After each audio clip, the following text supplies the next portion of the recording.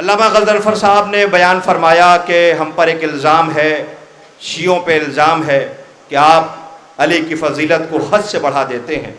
مجھے یاد آ گئے علامہ عرفان حیدر آبادی صاحب، پروردگار غریق رحمت کرے، وہ فرماتے تھے، بیٹھے ہوئے تھے، ایک شاعر نے آ کر کے بیان کیا، اس حقیقت کی محمد سے گواہی لے لو، فکر کی آخری منزل کو علی کہتے ہیں۔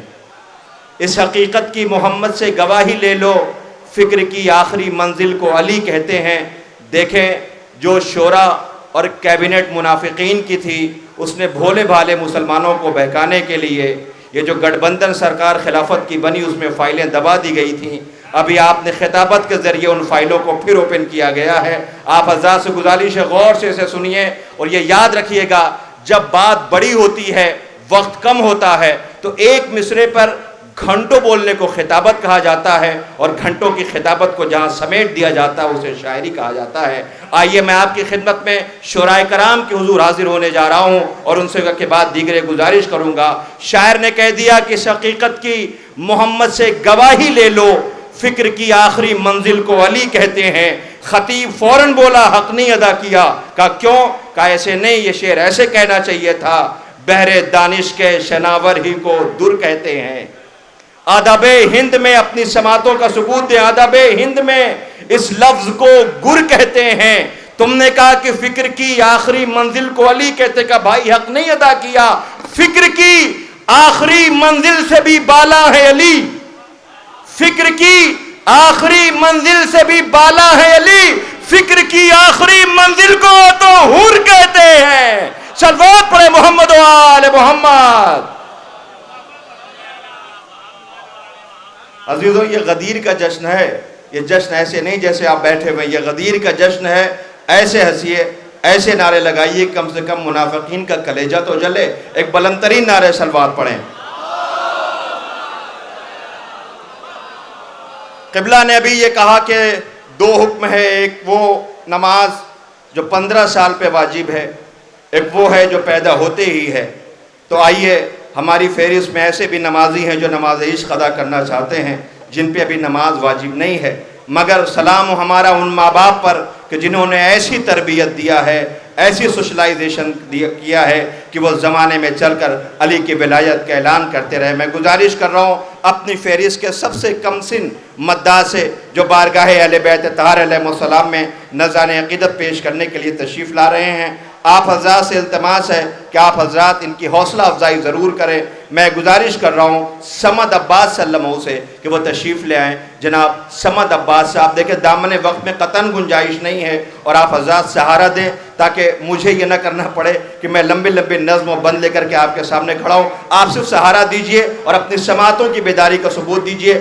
آپ کے سامنے کم سن مدعا آ رہا ہے، میں گزارش کر رہا ہوں سمد عباس صلی اللہ علیہ وسلم سے کہ وہ تشریف لائیں اور اہل بیت طاہر علیہ السلام امیر کائنات کی بارگاہ میں نذران عقیدت پیش کریں۔ آپ حضرات سے التماس ہے بلند ترین نعرے صلوات سے استقبال کریں۔ دنیا کو یہ رسول خدا کا پیام ہے، کہ دنیا کو یہ رسول خدا کا پیام ہے، کہ دنیا کو یہ رسول خدا کا پیام ہے۔ عشق علی نہیں ہے تو جینا حرام ہے، کہ عشق علی نہیں ہے تو جینا حرام ہے، کہ من کن تو کہہ کے مرسل حق نے بتا دیا،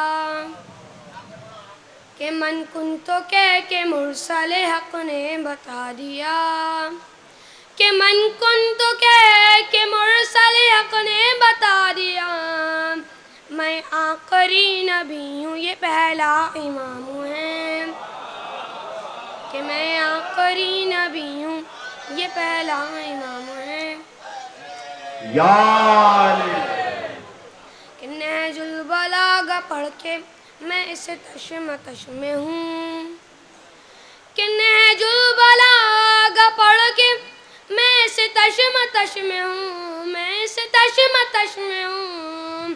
یہ مرتضیٰ کا ہے، یہ خدا کا کلام ہے، یہ مرتضیٰ کا ہے، یہ خدا کا کلام ہے، کہ سارے اجالے کر وہ بلا جا کے بس گئے کہ سارے اجالے کرب و بلا جا کے بس گئے کہ سارے اجالے کرب و بلا جا کے بس گئے اب تو امیر شام کی قسمت میں شام ہے کہ اب تو امیر شام کی قسمت میں شام ہے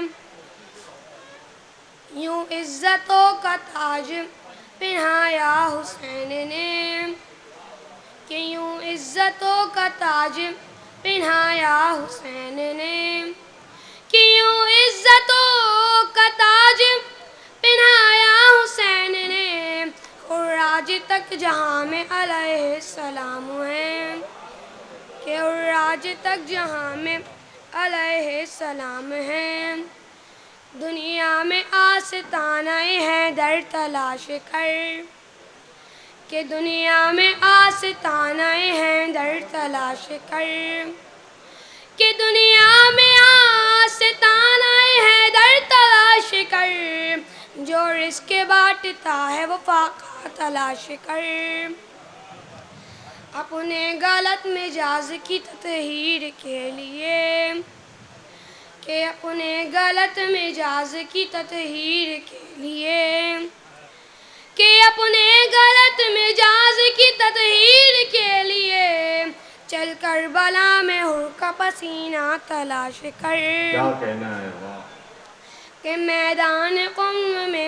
کہ میدان قم میں اور صحابہ کی بھیڑ میں کہ میدان قم میں اور صحابہ کی بھیڑ میں کہ میدان قم میں اور صحابہ کی بھیڑ میں نظریں اٹھا غدیر کا میلہ تلاش کر کہ نظریں اٹھا غدیر کا میلہ تلاش کر